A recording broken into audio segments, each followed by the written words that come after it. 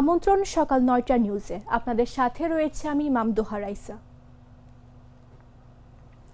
রাষ্ট্রপতি মোহাম্মদ শাহাবুদ্দিনের আহ্বানে ত্রয়োদশ জাতীয় সংসদের প্রথম অধিবেশন শুরু হচ্ছে আজ বৃহস্পতিবার। এদিন বেলা ১১টায় শুরু হবে অধিবেশনের কার্যক্রম। ২০২৪ সালের ৫ আগস্ট আওয়ামী লীগ সরকারের পতনের পর এটি হতে যাচ্ছে প্রথম অধিবেশন।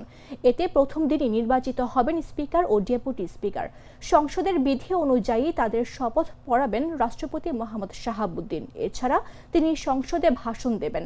অধিবেশনের সামনে রেখে বুধবার দুপুরে ক্ষমতাসীন দল বিএনপির সংসদীয় দলের বৈঠক শেষে সাংবাদিকদের এসব কথা জানান স্বরাষ্ট্রমন্ত্রী সালাউদ্দিন আহমদ। তিনি বলেন, সংসদের প্রথম অধিবেশনে বেশ কিছু ঐতিহাসিক সিদ্ধান্ত হতে পারে।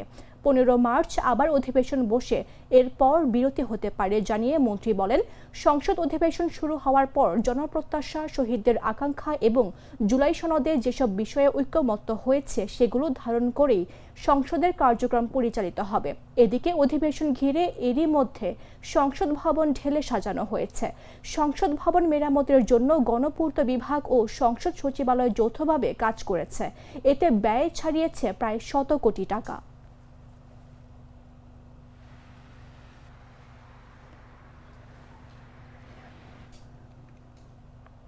দেশে বিচার বহির্ভূত হত্যাকাণ্ড এখন প্রায় শূন্যের কোঠায় নেমে এসেছে বলে জানিয়েছেন আইনমন্ত্রী মোহাম্মদ আসাদুজ্জামান। তিনি বলেন, আমরা পুরোপুরি বন্ধ করতে পেরেছি এটা বলবো না, তবে এমন একটি জায়গায় চলে এসেছি যে গুম ও বিচার বহির্ভূত হত্যাকাণ্ড প্রায় শূন্যের কোঠায় নিয়ে এসেছে। বুধবার রাজধানীর ঢাকা ক্লাবে ঢাকা বিশ্ববিদ্যালয়ের LLM লয়ার্স অ্যাসোসিয়েশন আয়োজিত ইফতার মাহফিলে আইনমন্ত্রী এসব কথা বলেন। আপনারা দেখেছেন বাংলাদেশে মানবাধিকার ইন্ডেক্সে আমরা বিচার বহির্ভূত হত্যাকাণ্ড প্রায় শূন্যের কোঠায় নিয়ে এসেছি। আমরা এনফোর্স ডিসঅ্যাপিয়ারেন্স প্রায় শূন্যের কোঠায় নিয়ে এসেছি।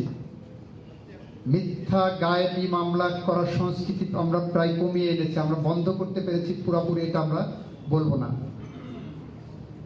আমরা এমন একটি জায়গায় চলে এসেছি। আমরা এই অবস্থানকে সামনের দিকে নিয়ে যেতে আপনাদের সহযোগিতা চাই। এখানে আমাদের ওয়ালি ভাই একটা কথা বলেছেন ১৭৩ এর ধারা নিয়ে। ১৭৩ এর ধারা এক অ্যাঙ্গেল থেকে আপনি দেখেছেন, আর এক অ্যাঙ্গেল থেকে যদি আমরা দেখি ১৭৩ এর ধারা মানুষের অধিকার রক্ষার একটা রক্ষা কবচ হিসাবে সরকার ইনস্ট্রুমেন্টালি ব্যবহার করার চেষ্টা করছে। বেসরকারি শিক্ষা প্রতিষ্ঠানের অধ্যক্ষ, প্রধান শিক্ষক, সুপার, উপাধ্যক্ষ, সহকারী প্রধান শিক্ষক ও সহকারী সুপার নিয়োগের বিজ্ঞপ্তি সংশোধনের উদ্যোগ নেওয়া হয়েছে। এই বিষয়ে আলোচনা করতে সভা আহ্বান করেছে বেসরকারি শিক্ষক নিবন্ধন ও প্রত্যয়ন কর্তৃপক্ষ। বৃহস্পতিবার বেলা ১১টায় সংস্থাটির সম্মেলন কক্ষে এ সভা হয়। বুধবার এনটিআরসির এক নোটিশে এ তথ্য জানানো হয়। নোটিশে বলা হয়, সভায় ৮ম এনটিআরসি এর নিয়োগ পরীক্ষার সংশোধিত বিজ্ঞপ্তি প্রকাশের বিষয়ে আলোচনা করা হবে। এছাড়া পরীক্ষার প্রশ্নপত্র প্রণয়নকারী ও পরিশোধনকারীদের তালিকা চূড়ান্তকরণ এবং প্রশ্নপত্র প্রণয়ন ও পরিশোধনের জন্য সেমিনার বা প্রশিক্ষণ কর্মশালা আয়োজনের বিষয়েও আলোচনা হবে। এদিকে মঙ্গলবার বিকেলে বেসরকারি শিক্ষা প্রতিষ্ঠানের জনবল কাঠামো ও এমপিও নীতিমালা ২০২৫-এর কয়েকটি অনুচ্ছেদ সংশোধন করে মাধ্যমিক ও উচ্চ মাধ্যমিক বিভাগ থেকে পরিপত্র জারি করা হয়েছে, যা বুধবার শিক্ষা মন্ত্রণালয়ের ওয়েবসাইটে প্রকাশ করা হয়। এতে প্রতিষ্ঠান প্রধান হতে ১৮ বছরের অভিজ্ঞতার শর্ত যুক্ত করা হয়েছে।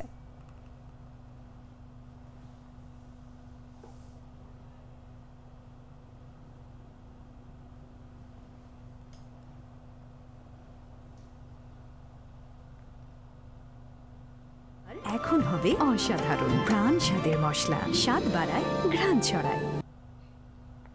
জানাবো আন্তর্জাতিক সংবাদ।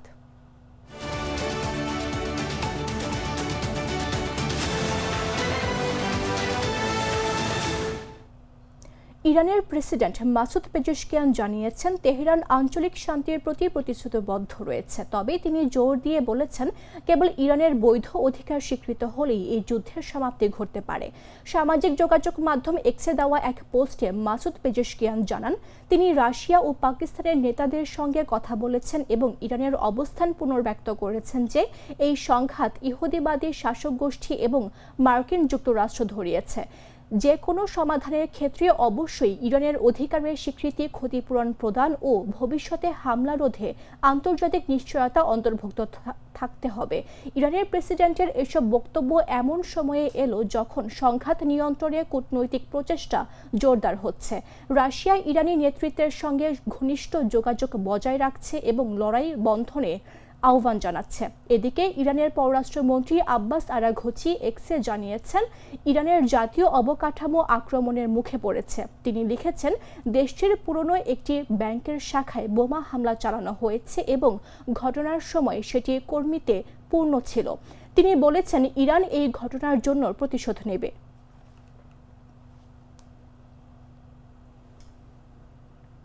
মধ্যপ্রাচ্যে শুরু হওয়া যুদ্ধের প্রেক্ষাপটে ইরানের হামলার নতুন লক্ষ্যবস্তু যুক্তরাষ্ট্র ও ইসরায়েলের ব্যাংক এবং অর্থনৈতিক কেন্দ্রগুলো। এসব অর্থনৈতিক স্থাপনায় হামলা চালানো হবে বলে বুধবার ইরানের সামরিক বাহিনী হুঁশিয়ারি দিয়েছে। মঙ্গলবার ইরানের রাজধানী তেহরানে অবস্থিত ব্যাংকে চালানো যৌথ বাহিনীর হামলায় কর্মকর্তা নিহত হবার প্রতিক্রিয়ায় ইরান এমন সিদ্ধান্ত নিয়েছে। ইরানের সামরিক বাহিনীর কেন্দ্রীয় অপারেশনাল কমান্ড খাতম আল আনবিয়ার মুখপাত্র বলেন, গত রাতে আমেরিকান ও জায়োনিস্ট সন্ত্রাসী বাহিনী তাদের সামরিক লক্ষ্যগুলোতে হামলা চালিয়ে ব্যর্থ হওয়ার পর ইরানের একটি ব্যাংককে লক্ষ্য করে হামলা চালিয়েছে। তিনি আরও সতর্ক করেছেন ওই অঞ্চলের মানুষরা ব্যাংকের 1 কিলোমিটার ব্যাসার্ধের মধ্যে অবস্থান করবেন না। হামলায় তেহরানের একটি প্রশাসনিক ভবন ক্ষতিগ্রস্ত হয়েছে, যা ইরানের অন্যতম বড় সরকারি ব্যাংক সেপা এর সঙ্গে যুক্ত।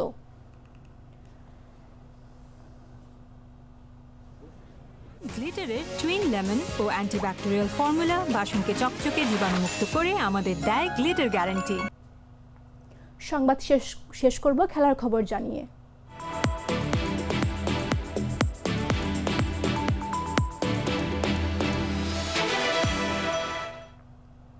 দীর্ঘদিন ধরে ভারতের বিখ্যাত ক্রিকেট সরঞ্জাম প্রস্তুতকারী প্রতিষ্ঠান এসজি এর সঙ্গে চুক্তিবদ্ধ আছেন বাংলাদেশের ব্যাটার লিটন কুমার দাস।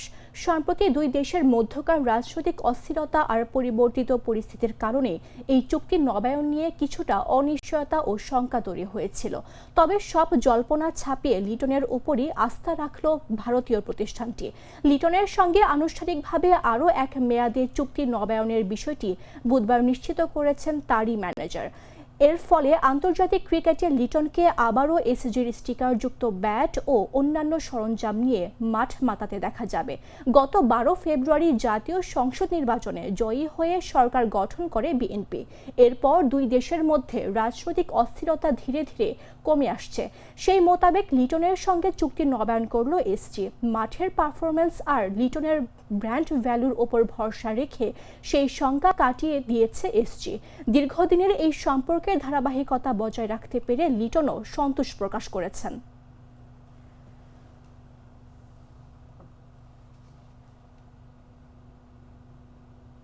দর্শক, এই ছিল এখনকার মতো। প্রতি মুহূর্তের সর্বশেষ খবর জানতে ভিজিট করুন jagonews24.com। ফলো করুন আমাদের ভেরিফাইড ফেসবুক পেজ এবং সাবস্ক্রাইব করুন জাগো নিউজের ইউটিউব চ্যানেল। ধন্যবাদ সবাইকে।